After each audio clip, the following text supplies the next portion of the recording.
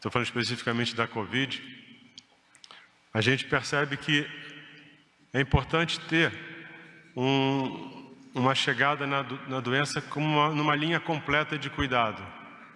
Num primeiro momento, a gente foca muito hoje ainda no doente crítico, que é o doente da UTI, que é o doente que precisa de ventilação mecânica, mas a abordagem da doença ideal certamente passa por você começar a intensificar a atuação no momento inicial em que as pessoas começam a ter um sintoma. A gente certamente precisa diagnosticar e tratar mais cedo. E talvez mais importante do que diagnosticar com um PCR, com um diagnóstico molecular cedo, é começar a tratar o mais rápido possível. O que a gente vem entendendo ao longo do tempo, isso é importante, eu comento o tempo todo que isso é uma doença, isso é um problema que você aprende todo dia. Todo dia vem alguma coisa nova, vem uma informação, vem um comentário de um especialista, de um médico, e você reavalia tudo que está sendo feito, você reavalia o cuidado e você revê também as suas ações e as suas propostas. Uma coisa que me parece clara atualmente é que não dá para a gente focar só no doente mais grave. É que isso é uma coisa tão crítica. Hoje o nosso maior gargalo é respirador. Isso faz com que a gente concentre praticamente tudo no foco na UTI, no foco no médico intensivista. Mas o que tem acontecido de novo, talvez até mais novo, mais importante do que os medicamentos, é a forma da gente abordar. Então, uma revisão de como está sendo feita a abordagem do diagnóstico, do começo do tratamento, simplificar, criar unidades mais separadas de ambulatório, onde você vai fazer uma oximetria, vai ter a tomografia computadorizada, você aí classifica a pessoa, começa tratamentos como oxigênio em alto fluxo, pode tentar ventilação não invasiva. É possível que a gente, abordando a doença no momento mais precoce, que a gente reduza a evolução para a fase mais crítica. Com isso, a gente não só salva mais gente, mas também a gente consegue diminuir a necessidade de UTIs, ventilação mecânica, o que seria um grande alívio para o sistema e ao mesmo tempo em que você aumenta a tua capacidade de cuidar. São avaliações que vão acontecendo ao longo do tempo. Isso é uma coisa que a gente vem percebendo e é uma abordagem que vai ser feita agora.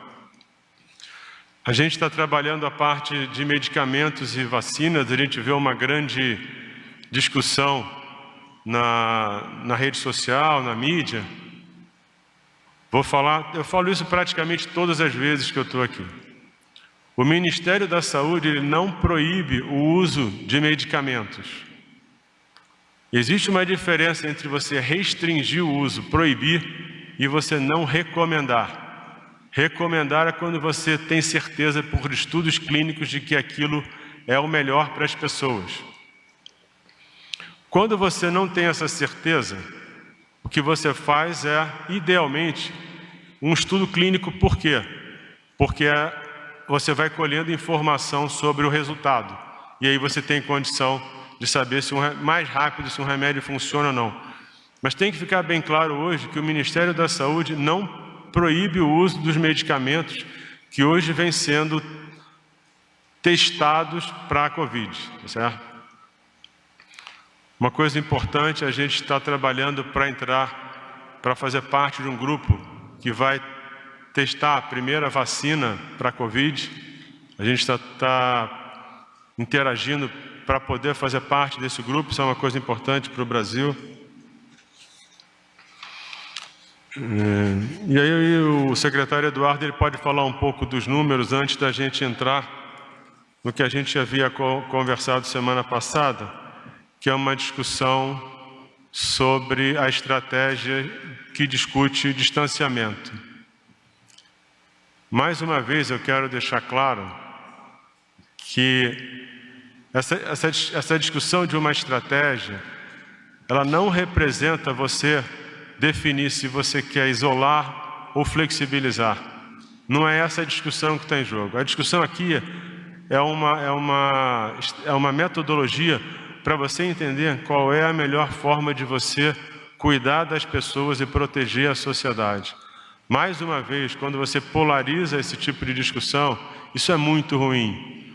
Porque em vez de você sentar para uma discussão técnica de qual é a melhor forma de você cuidar das pessoas e conduzir a sociedade, você acaba caminhando para discussões que são mais, às vezes, de interesse, parece mais de interesse pessoal do que coletivo, né? Então, a gente vai falar sobre isso depois. O secretário Eduardo vai dar alguns números e vai colocar o que está sendo feito hoje pelo Ministério da Saúde para atuar junto a municípios e estados no cuidado dos pacientes da Covid. Eduardo. Senhor ministro, senhores da imprensa, senhoras e senhoras, por favor, colocar o slide. Então, esse primeiro balanço geral foi fruto de uma compilação de dados que nós buscamos de janeiro para cá, com tudo que foi feito e repassado pelo Ministério da Saúde para estados e municípios, com relação a recursos, com relação a equipamentos, habilitação de leitos, medicamentos, vacinas, testes, EPIs, absolutamente tudo, para que nós pudéssemos ter efetivamente uma noção de grandeza e da grandeza efetiva do trabalho do Ministério da Saúde. Então, começo explicando aos senhores e senhoras que foram repassados aos estados, capitais e municípios 32,9 bilhões de reais de rotina pelo Ministério da Saúde e 5,3 bilhões de reais para Covid-19.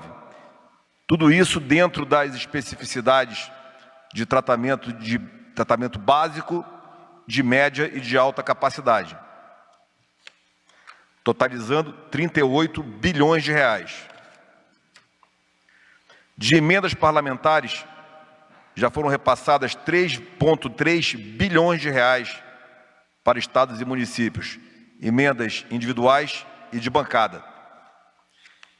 De medidas provisórias, com liberação de recursos para estados e municípios, tivemos a 924 de 5 bilhões, a 940 de 9,5 bilhões, a 941 de 2 bilhões e a 947 de 2,6 bilhões. E com isso, eu apresento aos senhores que o problema hoje não é recurso. O problema não foi recurso. Os estados e municípios tiveram capacidade alocada por recursos de fazer o seu preparo. Essa foi a primeira parte da tarefa, se preparar para a ação, se preparar para o efetivo combate ao coronavírus. Muito bem. Quanto a testes rápidos, tivemos 4.800.000 aproximadamente. Desculpa, eu vou reformular. Vamos começar pelo EPI. Quanto a EPIs, nós distribuímos 83 milhões de itens de EPI em todos os estados e municípios, no valor de 224 milhões de reais. Lembro que EPI são comprados também por estados e municípios normalmente. Isso é um reforço de compras de grande quantidade que o Ministério fez. De testes rápidos, 4.800.000 testes rápidos. De testes PCR, 2.100.000 testes de PCR, distribuídos a todo o Brasil. Medicamentos, Tamiflu, 8,5 milhões de comprimidos. Cloroquina, 2,4 milhões de comprimidos. Senhores, essa estratégia é uma estratégia linear. É um país de 210 milhões de habitantes. o desenho que foi feito foi linear e foi distribuído para todo o Brasil. Por isso que as quantidades são deste tamanho. Respiradores. Já foram 557 respiradores, no total de 31,9 milhões de reais. Leitos habilitados. Para que os senhores compreendam, os estados e municípios, quando pedem a habilitação de um leito, requer uma avaliação do Ministério da Saúde, para que o Ministério custeie esse leito efetivamente todos os meses para os hospitais e para os estados e municípios. Então foram habilitados 3.350 leitos, num total de 480 milhões de reais, além de tudo que foi mandado. Recursos humanos foram cadastrados e com um grau de capacitação, 1 milhão de profissionais da área da saúde. E 1.300 estão em atividade. Prossegue, por favor. Aqui nós temos ainda a parte dos profissionais, quase fechando aí 1 milhão. E os acadêmicos, com 105 mil. Esses acadêmicos são aqueles que estão no último ano da universidade, da faculdade, e que estão já em condição de fazer algum tipo de trabalho, desde que coordenado. Bem, e aí tem, na sequência, dados mais detalhados por estado, certo? Sobre leitos de UTI, vai ficar disponível também. Passo agora a falar sobre respiradores. Qual é a real história dos respiradores? Respiradores, o Ministério da Saúde, ele fez uma requisição em 4 empresas nacionais. Desculpa, antes disso, o Ministério da Saúde fez uma compra de 15 mil respiradores da China e não pagou nenhum centavo a ninguém, mas ele verificou que, à época ainda, essa empresa não tinha condições de fornecer. Quando ele verificou que não tinha condições de fornecer e que a empresa vinha colocando obstáculos na continuação do processo, esse processo foi cancelado, sem pagamento algum. Ok? Então, esse foi o processo da compra de 15 mil respiradores da China. Ele começou e acabou sem nenhum tipo de repasse de recursos, na verificação da incapacidade daquela trade de cumprir o que estava combinado. Segunda ação foi a busca no mercado nacional de outros 15 mil, 16 mil respiradores em 4 empresas. E essas 4 empresas, elas não tinham inicialmente condição de comprar e de se estruturar nas suas plantas para fornecer em grande quantidade, eram empresas de pequeno porte, tiveram que se adequar e para isso o Ministério aportou recursos para essa adequação. E contratamos, novamente, perto de 16 mil respiradores, com uma entrega dilatada, abril, maio, junho e julho, num crescente, porque a empresa precisa se preparar para isso. Essas empresas vêm fornecendo e vêm gradativamente, a cada quinzena, aumentando a sua capacidade de entrega. Temos uma previsão de, agora no mês de maio, de chegarmos até o final de maio, totalizando 2.600 desses respiradores entregues. Estamos acompanhando empresa por empresa e nós estamos apanhando o material direto na linha de produção. Não perdemos tempo algum entre ele ser produzido e ser entregue aonde é hoje a maior prioridade. Dessas 4 empresas eu já coloquei e estamos fechando novos negócios com mais 5 empresas nacionais que estão se habilitando a fornecer. Estamos indo pessoalmente nas empresas. Hoje, às 6 horas da manhã, partiu um avião para Belo Horizonte com equipe de técnicos para avaliar esta empresa, para ver se nós podemos contratá-la, já com toda a documentação em dia. Parte técnica de equipamentos, parte técnica das especificações do equipamento e a capacidade financeira da empresa. Sendo possível, serão contratados sequencialmente até mais 5 empresas que nós estamos avaliando. São empresas de Belo Horizonte, Santa Catarina, São Paulo, já falei, Minas Gerais, Santa Catarina e São Paulo, basicamente são esses 3 estados que têm empresas produzindo esse material em condição de fazer.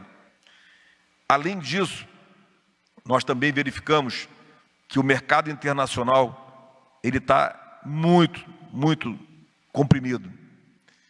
E nós partimos também para outra linha de ação de enviar equipes direto para o país produtor. Então, nós estamos enviando já essa semana uma equipe para a Ásia, para tratar como grande fornecedor, para nós podermos ter uma linha direta sem os atravessadores. Há um trabalho, vocês estão acompanhando na imprensa, a quantidade de contratos complicados que os estados estão caindo pelo Brasil afora, com atravessadores e outras empresas não tão idôneas. Nós não podemos correr esse risco. Então, nós estamos enviando, de avião, é claro, para a Ásia, estamos enviando gente para a Inglaterra, para a Espanha e para Nova York. Claro, numa sequência, claro, depois de trabalharmos se realmente é necessário que vá e se é imprescindível que essa equipe vá, receba, verifique, receba no local e embarque nos nossos aviões e remeta para o Brasil, imediatamente. Então, isso é uma medida, concordo que é uma medida extrema, mas nós estamos em situação extrema. As negociações internacionais ficam sendo postergadas por demandas de atravessadores, demandas de trade, demandas de um fornecedor complicado, e a gente fica sem ter garantia de empenhar recurso federal para comprar isso no exterior e garantir que seja efetivamente entregue no Brasil no mais curto prazo.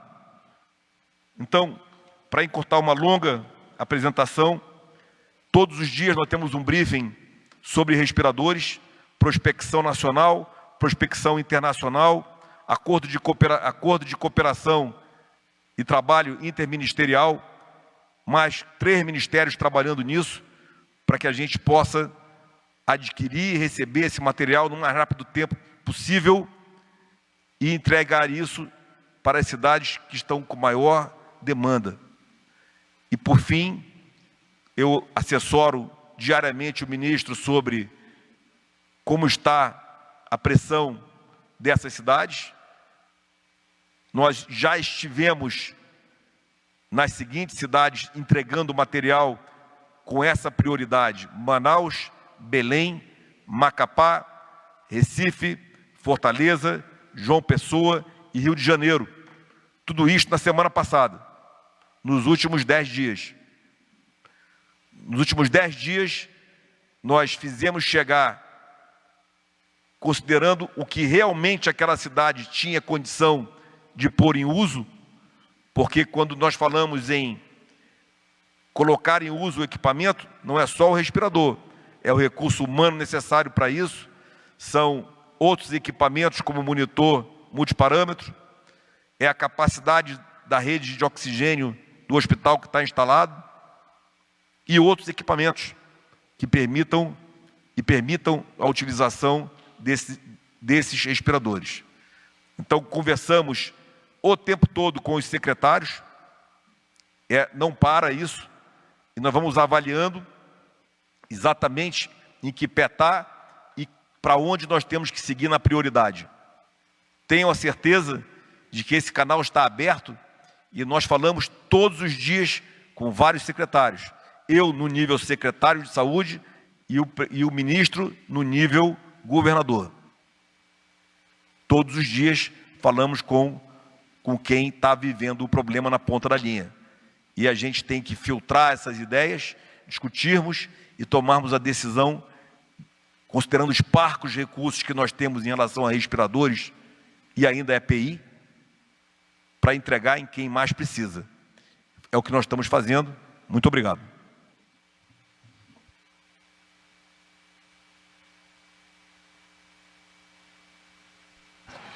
Bom, agora eu vou colocar para vocês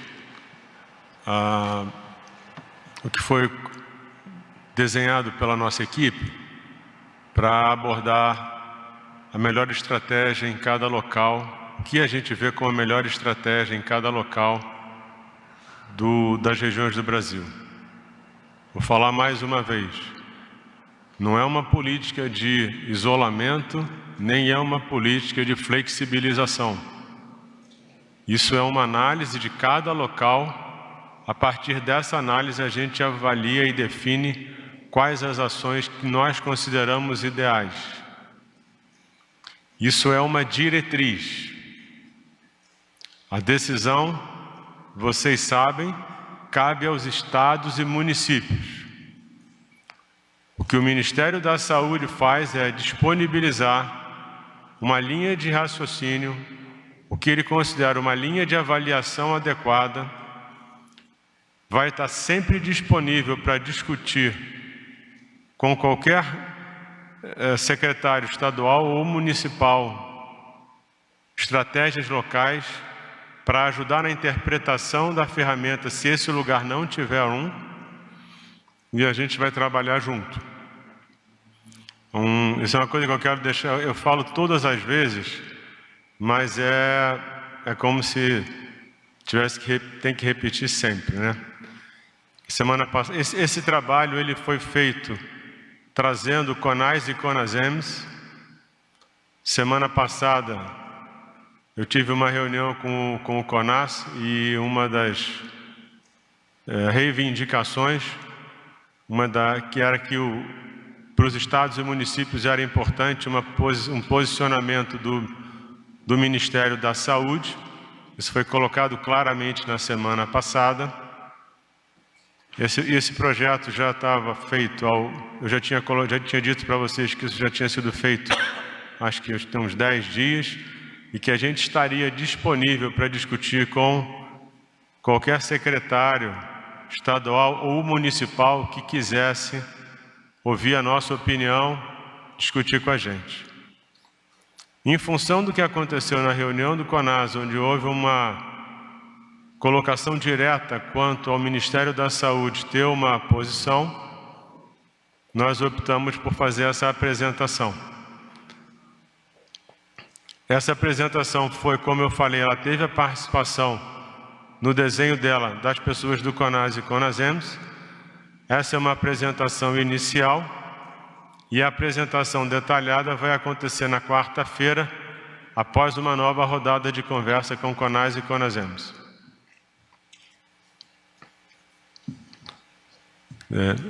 Essa ferramenta, ela busca ajudar a entender a situação local e definir qual é a melhor estratégia para cuidar das pessoas, cuidar da sociedade. Então a gente avalia os riscos, tem uma avaliação. O documento ele é um documento mais longo, são quase 40 páginas. Então esse documento é dividido numa avaliação dos riscos, na medida de distanciamento social, tem outros instrumentos para apoiar gestão de risco e um painel de monitoramento. Como diz o texto, o objetivo é proporcionar avaliação de risco, definição de diretrizes de distanciamento social e outros instrumentos para apoio à tomada de decisão na resposta à pandemia da Covid-19 nas 3 esferas do governo. Isso é um trabalho que sempre vai ser feito em combinação com estados e municípios. Próximo, por favor, Renato. Dentro desse programa de avaliação, a gente tem o que a gente pode chamar de eixos. Então a gente avalia a capacidade instalada, o perfil epidemiológico daquele local, a velocidade de crescimento, seja da doença, seja da ocupação e mobilidade urbana. Isso vai receber um peso e a partir daí você define os níveis de distanciamento. Então o risco pode ser muito baixo, baixo, moderado, alto ou muito alto. Para cada um deles, existe uma sugestão de medidas a serem tomadas. Elas estão todas discriminadas no documento original, que vai desde um distanciamento social seletivo, que é o mais simples, até uma restrição máxima em relação ao distanciamento. É importante porque eu várias vezes comentei aqui que a gente tinha desenhado uma matriz, que a gente tinha desenhado diferentes níveis de isolamento, distanciamento, se fosse o nome que fosse dado, e nunca alguém me perguntou quais eram. Nunca. A única pergunta sempre foi se era isolar ou não era isolar, se ia fazer lockdown ou se não ia fazer lockdown. Mas mesmo depois de eu ter falado várias vezes que existiam vários níveis, nunca me perguntaram quais eram esses níveis. O que me surpreende. Porque para mim essa talvez devesse ter sido a primeira pergunta que deviam ter feito a mim, para entender um pouco melhor o que eu estava falando. Tá certo? Próximo slide. Além dessa avaliação de risco, a gente tem uma avaliação qualitativa, que completa uma matriz quantitativa, que é essencialmente de números. Um dos problemas que existe hoje é que a informação ela não tem a qualidade necessária. Isso não é um problema só da saúde, isso é um problema que acontece em vários lugares. Não vai aqui uma crítica. O que fica muito claro é que um trabalho nosso muito forte tem que ser na capacidade de gerar e capturar informação nos níveis municipal, estadual e federal. Porque se você não tem uma informação clara, você não consegue enxergar o que está acontecendo. E isso faz com que você trabalhe num nível de incerteza muito maior. E as decisões que você toma e as ações que você define, você tem que acompanhar muito mais intensamente, porque você tem que rever a cada momento, já que a base que você usou para tomar a decisão não é tão sólida. Próximo, por favor. Então aqui vão algumas premissas do que foi feito. O objetivo é prevenir, proteger, controlar e dar uma resposta de saúde pública contra a propagação local e nacional das doenças, no caso a Covid-19. A abrangência, medidas proporcionais e restritas aos riscos de disseminação, adoecimento e gravidade. O que isso quer dizer? Cada região vai ter uma abordagem diferente. Óbvio que algumas regiões vão ter abordagens semelhantes, mas para cada região a gente vai definir qual o risco, qual a política. Como eu falei, essa decisão, a responsabilidade dessa decisão cabe aos estados e municípios. O governo federal, o Ministério da Saúde, vai estar sempre pronto para trabalhar junto com estados e municípios na discussão das estratégias, na discussão das ações, no acompanhamento. E mais uma vez, uma política como essa, uma estratégia como essa, ela tem que ser revisada frequentemente. A cada dia a gente aprende alguma coisa nova, a cada dia a gente tem uma informação diferente, e tudo isso é feito para melhorar, aprimorar qualquer projeção, qualquer planejamento. Essas medidas elas envolvem outros setores, como representação civil, ela tem que ser integrativa, e como eu falei, a gente vai estar sempre junto de Estado e município. Isso é um trabalho verdadeiramente das três esferas. É assim que a gente vê esse trabalho, tanto no desenho, tanto nas ações, tanto no planejamento. E a gente conta que nós vamos ter sugestões, apreciações, ideias de trabalho conjunto do CONAS e CONASEMS, para que na quarta-feira a gente possa apresentar de uma forma mais detalhada o que eu estou falando aqui hoje. Próximo, Renato.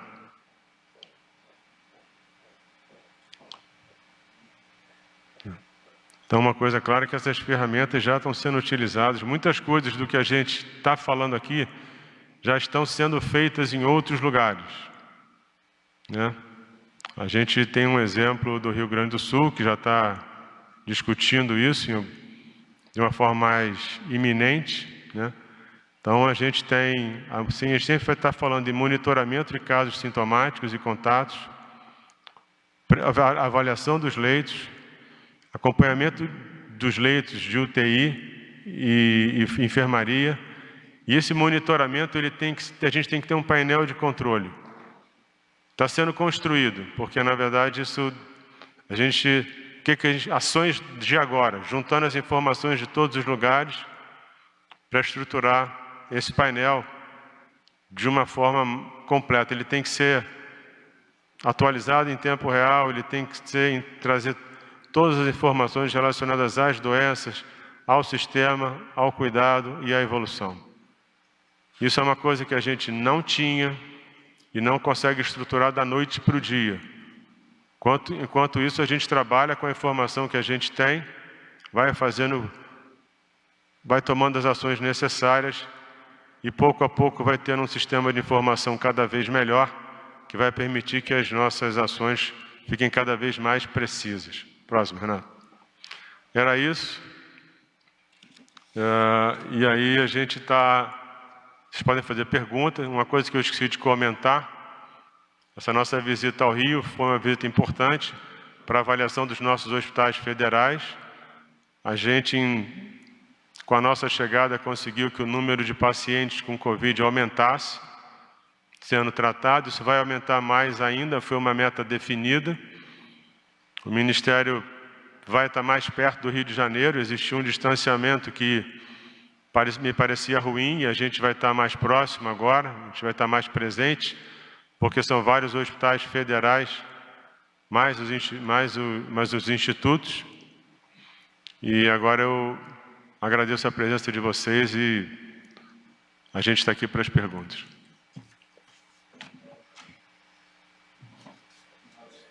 Nós vamos começar com perguntas encaminhadas pelo grupo cadastrado de jornalistas e em seguida abrimos aqui para perguntas, são 8 perguntas que eu já tenho aqui cadastradas e em seguida a gente passa para perguntas presenciais. Gésio Passos da Rádio Nacional pergunta: CONAS e CONASEMS estão de acordo com essa estratégia? No sábado, quando a gente terminou a reunião, foi sábado, né? Aparentemente havia um consenso.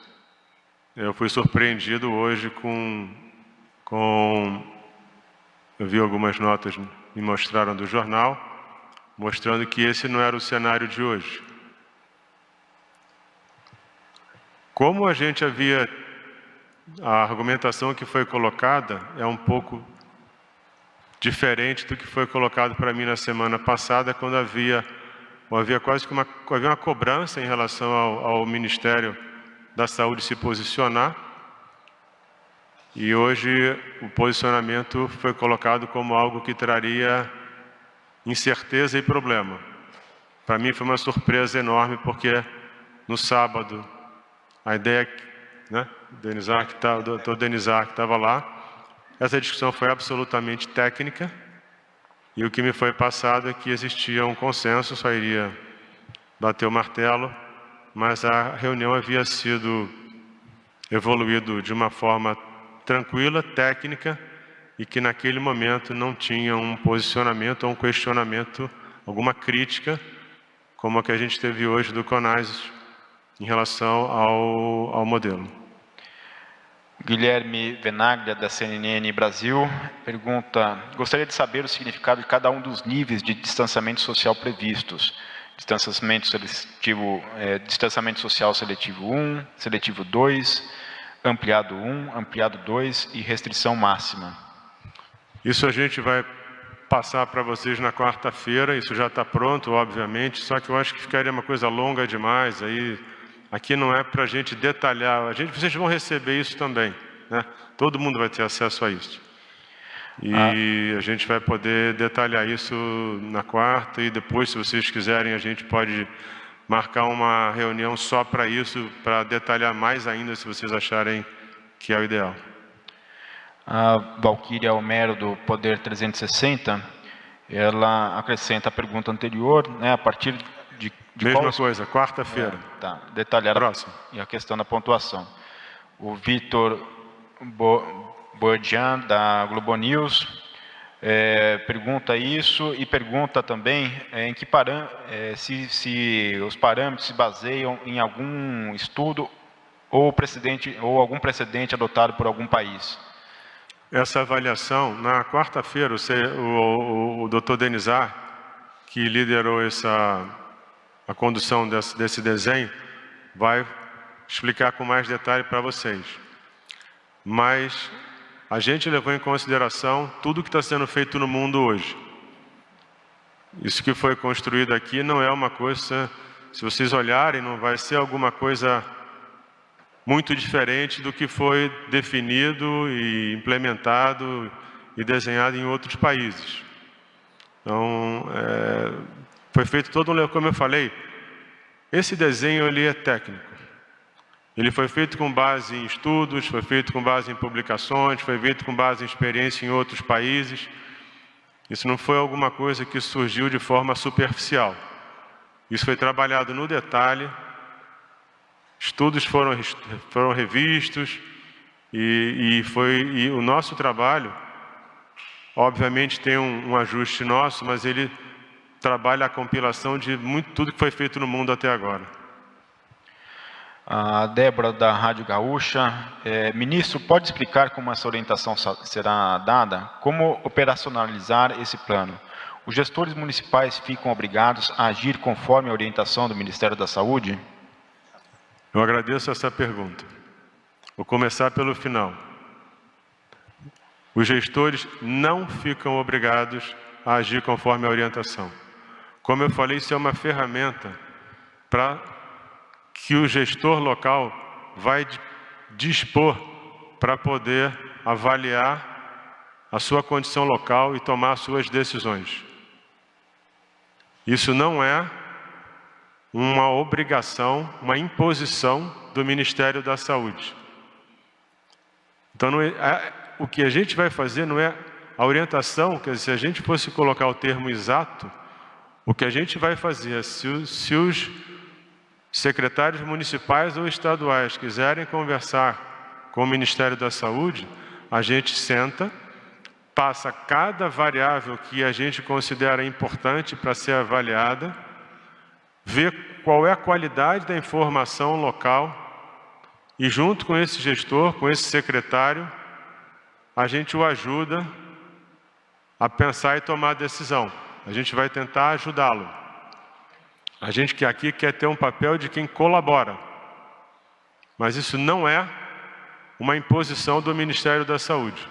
Isso é apenas uma ferramenta que foi desenvolvida, baseada, como eu falei, em estudos e iniciativas que já foram feitas pelo mundo, e a ideia é ser uma ferramenta de suporte. Isso não é uma imposição. Guilherme Lúcio, BuzzFeed News. Quando o Ministério fala do eixo de mobilidade humana, quais são os parâmetros? Quais questões devem ser respondidas por estados e municípios? Pessoal, tudo que representar um detalhamento maior, quarta-feira. Galton C, SBT. O ministro disse que a apresentação de hoje ainda é inicial. Na quarta-feira vai ser divulgada a completa. Essa apresentação é só para mostrar para vocês como a ferramenta é desenhada, como a gente quer trabalhar. Na quarta-feira a gente vai ter uma divulgação mais completa. Mas, se quiser uma coisa assim realmente detalhada, a gente vai ter que separar muito tempo. Denizar, quanto tempo você acha que precisaria de uma apresentação para ser assim, detalhe do detalhe? Algumas horas, talvez, né?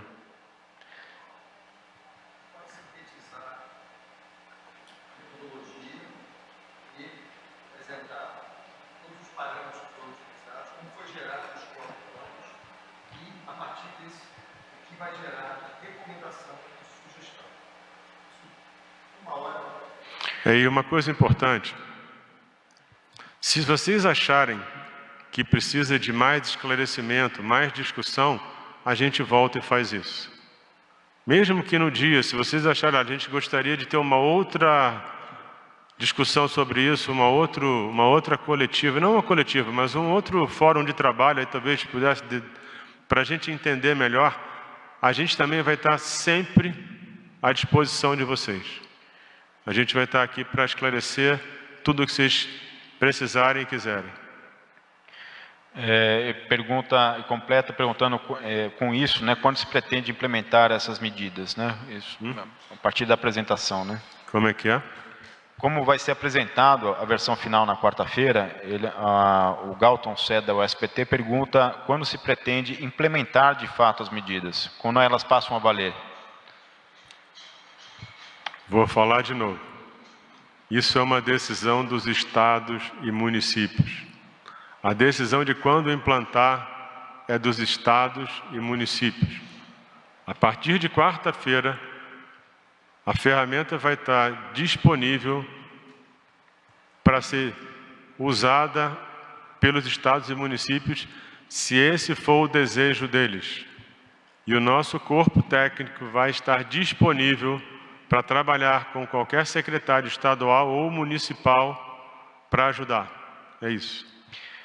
Para complementar, não é sobre o plano, mas sobre uma fala do senhor, o Márcio Gomes, do programa Combate ao Coronavírus da TV Globo, pergunta o seguinte: em cima dessa nova abordagem de tratar a doença no começo, antes de o caso se agravar, nossos hospitais têm condições de receber todas as pessoas que começaram a apresentar os primeiros sintomas antes de faltar ar? Qual o risco de quem tem um resfriado de ir a um hospital e pegar Covid?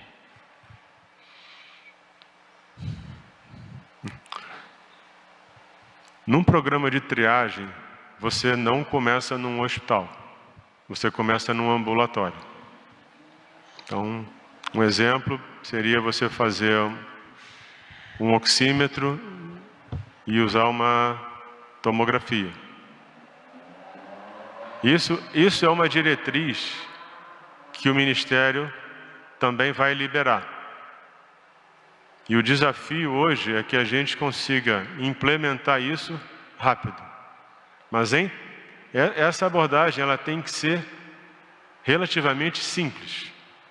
A gente está falando de uma oximetria e de uma tomografia. Tomografia, qual a capacidade do SUS, vai precisar trabalhar parceria público-privada, possível que sim, mas isso vai ter que ser construído muito rápido. Mas isso tem que ser uma coisa, como eu falei antes, simples, para que você consiga diagnosticar precocemente. Na verdade, o que é importante, o que a gente imagina, o que a gente vê hoje, é que mais importante que diagnosticar precoce é tratar precoce. Se a gente espera para começar a tratar com oxigênio, com estratégias de oxigênio, de ventilação não invasiva, o que a literatura tem mostrado é que você pode resolver de forma mais simples, evitando uma evolução de um percentual dessas pessoas para um quadro mais crítico. Essa vai ser a abordagem. Em relação a pessoa ter um resfriado, ir ao hospital e pegar Covid, vai dentro do cuidado que você vai ter, você tem que desenhar isso de uma forma que você permita que as pessoas cheguem nesse local sem se contaminar, caso elas não tenham. Vai haver uma superposição de doenças respiratórias, isso é inevitável. Mas vai ter que ter, uma das coisas fundamentais é o desenho de como essas pessoas vão circular nos lugares para que elas não se contaminem. Porque um dos grandes problemas é você não pode fazer isso num pronto-socorro, numa UPA convencional. Porque você vai levar essas pessoas e elas vão contaminar aqueles que não têm nem síndrome respiratória, nem Covid.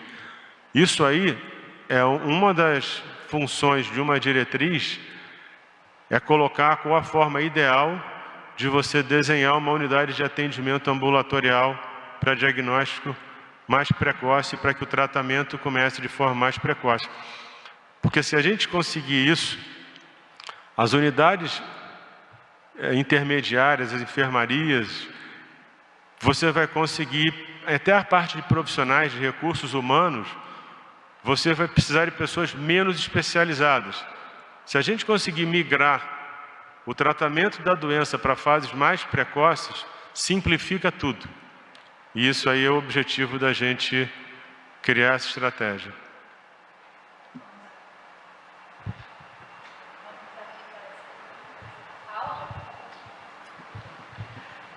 Vamos abrir para as perguntas. Primeira pergunta, Luana Karen, TV Brasil. Olá, ministro. Boa noite, secretário. Boa noite. Eu vou insistir nessa questão, ministro, porque como a gente estava aguardando há muito tempo esse plano, é importante que a gente consiga explicar para os nossos ouvintes da Voz do Brasil, por exemplo, como é que isso vai funcionar, como é que por exemplo, você vai considerar a capacidade instalada com base no tamanho da população daquela cidade, daquela região, o que seria exatamente esse item epidemiológico, se eu pudesse explicar um pouquinho mais isso. Essas variáveis vão responder à realidade de grandes centros urbanos e de cidades pequenas de modo diferente.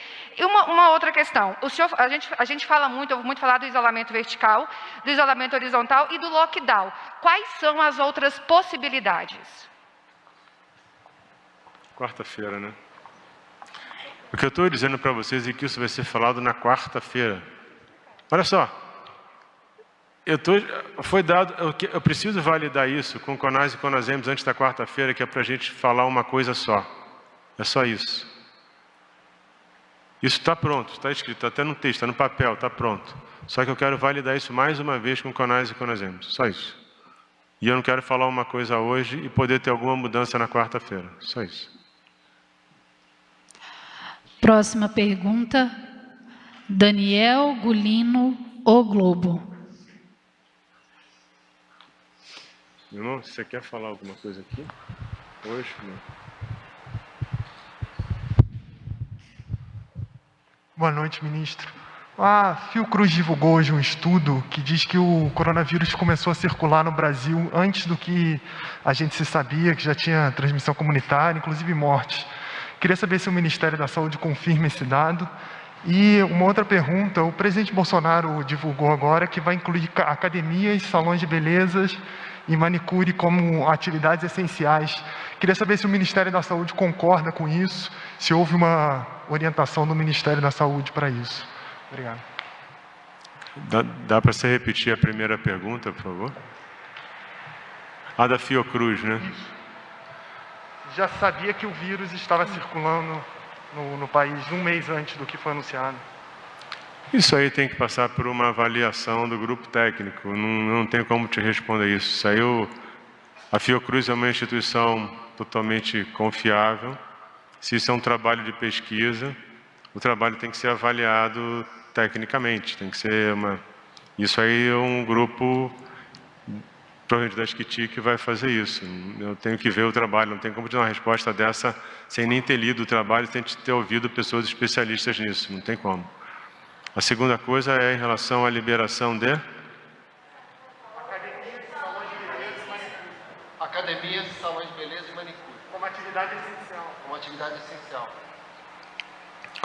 O que eu acho hoje é o seguinte: se você criar um fluxo que impeça que as pessoas se contaminem, e se você criar condições e pré-requisitos para que você não exponha pessoas a risco de contaminação, você pode trabalhar a retorno de alguma coisa. Agora, tratar isso como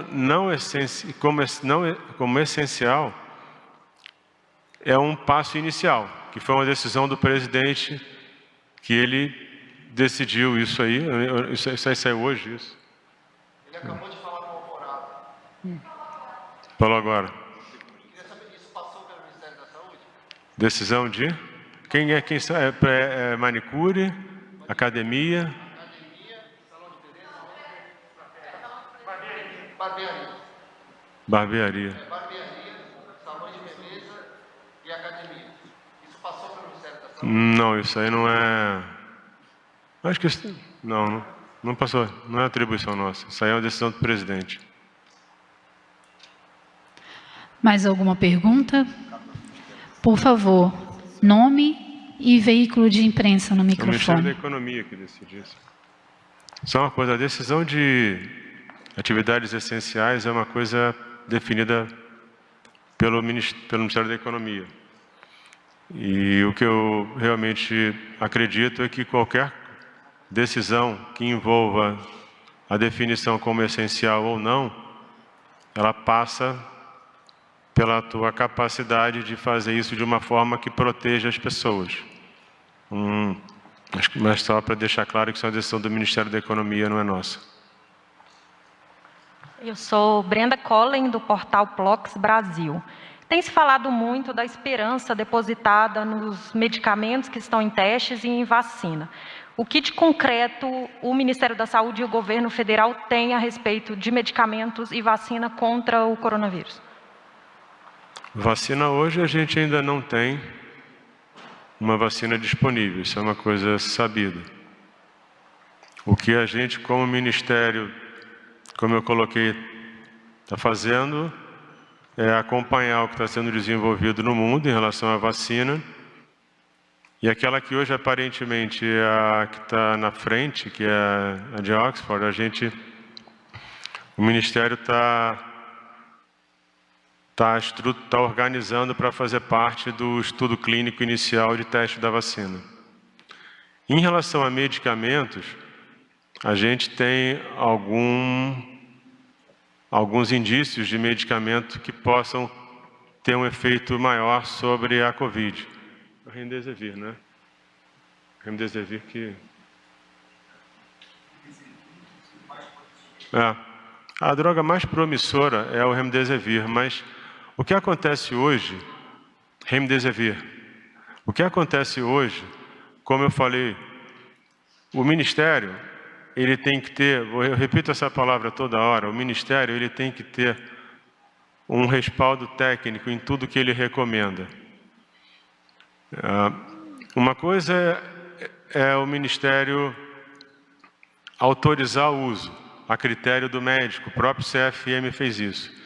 Em relação a medicamentos, vacina e até outros tipos de tratamento, a gente acompanha, o Ministério acompanha o que está sendo publicado no meio científico. E quando a gente tiver algum estudo que comprove o benefício claro para as pessoas em relação à Covid, a gente vai recomendar imediatamente. Fora isso, o ideal é que qualquer droga que pareça que seja promissora ou que tenha algum indício de funcionar, que ela seja tratada dentro de um estudo clínico. Porque com isso você colhe a informação, você colhe o dado e você consegue ter numa velocidade muito maior uma definição se aquela droga funciona ou não. Porque quando você não tem isso, as pessoas vão usando o remédio, você não colhe a informação do uso, do resultado, e aquilo não agrega para a tua capacidade de entender o benefício ou malefício daquele medicamento. A posição do Ministério da Saúde é essa. Como eu falei, vou repetir, ela é técnica. Vai recomendar o dia que a evidência científica for forte o bastante para isso. Fora isso, a recomendação é que entre em estudo clínico. Mas, além disso, a gente autoriza o uso através da existência do medicamento e de uma definição de uso com base numa escolha do médico assistente. Mais alguém deseja perguntar? Nome e veículo de imprensa, por favor. Boa noite, ministro. Theo Cury, da CNN Brasil. Ontem o presidente Jair Bolsonaro disse, amanhã, em relação a hoje, devo botar mais algumas profissões como essenciais, isso saiu agora. Ele disse, eu abri, já que eles, em referência a governadores e prefeitos, não querem abrir, a gente vai abrindo aí. O senhor disse dessa necessidade de ter... Fala só, repete esse final que eu não consegui entender direito. Eu abri, já que eles não querem abrir, a gente vai abrindo aí. Isso foi dito ontem pelo presidente a apoiadores. O senhor acabou de falar dessa importância de como isso vai sendo feito. A minha dúvida é, o senhor falou que o Ministério da Saúde não participa dessa discussão. sim o Ministério da Economia junto com o presidente. O senhor acha que é importante o Ministério da Saúde participar dessa ampliação das atividades consideradas essenciais, ministro?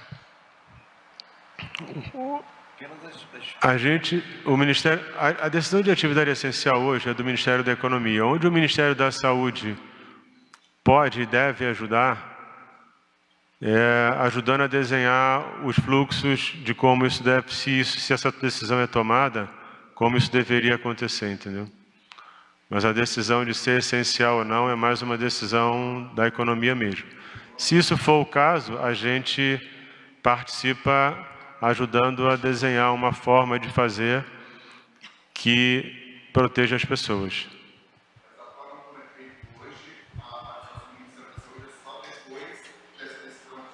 Em relação à definição de essenciais, sim.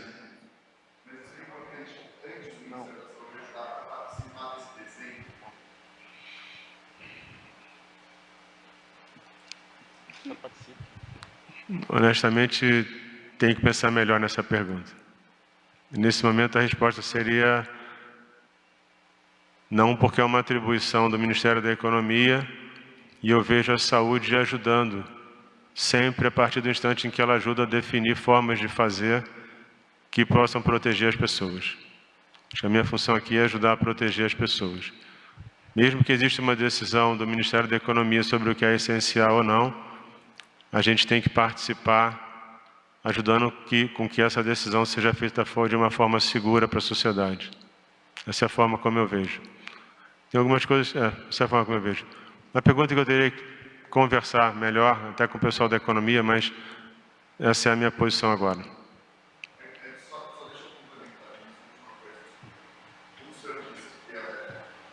Desculpa.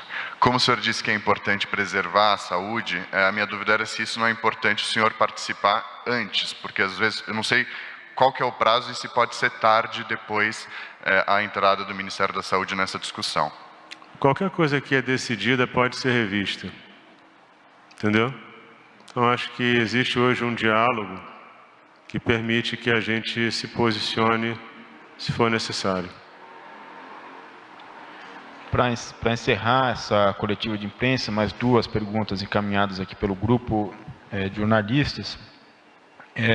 Natália Cancian, da Folha de São Paulo, ela perguntava de medidas que vão ser anunciadas na quarta, mas ela pergunta também, sem a concordância com o CONAS e com a CONASEMES, o Ministério deve manter a proposta?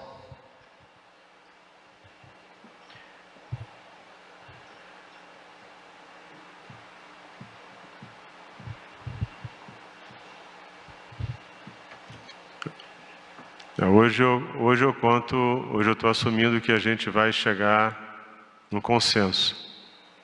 Se isso não acontecer, aí eu paro para ver como é que o Ministério vai caminhar. A gente sempre vai estar disponível para discutir com qualquer secretaria estadual e municipal, né? O que existe hoje, deixa claro, não é uma proposta para Estado e município, é uma diretriz, é uma ferramenta que vai estar disponível para ser usada. Proposta, tudo depende de como a gente coloca, mas... E que a gente vai estar junto de qualquer secretário estadual e municipal para trabalhar com ele num projeto que envolva essa discussão. Eu espero e acredito que a gente saia na quarta-feira com uma posição única, mas se isso não acontecer, a gente sempre vai ter essa ferramenta pronta para ser usada com qualquer secretário estadual ou municipal que queira usá-la e a gente vai estar junto. E para finalizar, Beatriz Jucá, o País, o Ministério da Saúde tem um sistema de informação necessário para avaliar a capacidade instalada, um dos pontos para avaliar as medidas de distanciamento social?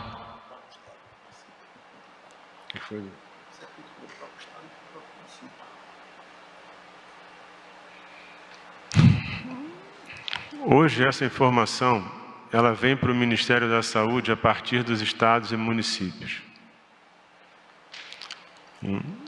A nossa capacidade de enxergar o que existe nos estados e municípios está diretamente ligada ao poder de gerar essa informação desses lugares.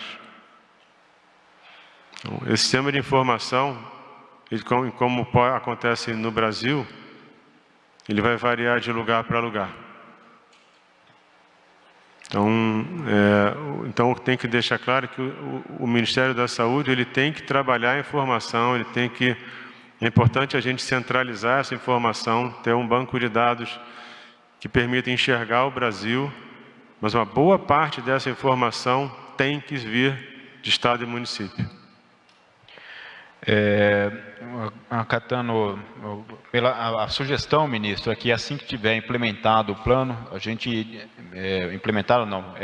pactuado o plano com o CONAS e com o CONASEMES, a gente distribui para a imprensa, para eles poderem ler esse documento de mais de 40 páginas. São uns 30 e poucas páginas. E podemos abrir uma coletiva técnica antes dessa, para, enfim, por mais de 1 hora discutir o assunto. Então, acho que a partir de quarta-feira, pactuado, a gente distribui. Só responder ela que fez aquela pergunta para mim. Ela que está de cabeça baixa. Você? Então, a gente pode combinar o seguinte. A gente distribui para vocês antes, que essas perguntas que vocês fizeram, vocês vão responder só lendo o material. Tudo que você me perguntou está escrito. É bem objetivo mesmo, está lá. Tal situação, ações, está lá. É muito objetivo. Então, para a gente ter talvez uma coisa mais objetiva para a apresentação, a gente distribui antes. Tá? E aí tudo que você perguntou, você vai ter acesso a isso e muito mais. Você vai ter o documento inteiro. Tá bom? Fechado? Acho que é isso. Está encerrada essa coletiva. Gente, Boa obrigado noite. aí pelo tempo de vocês. Boa noite. Obrigada a todos. Boa noite. Você acompanhou ao vivo do Palácio do Planalto coletiva com informações sobre o enfrentamento ao coronavírus no Brasil.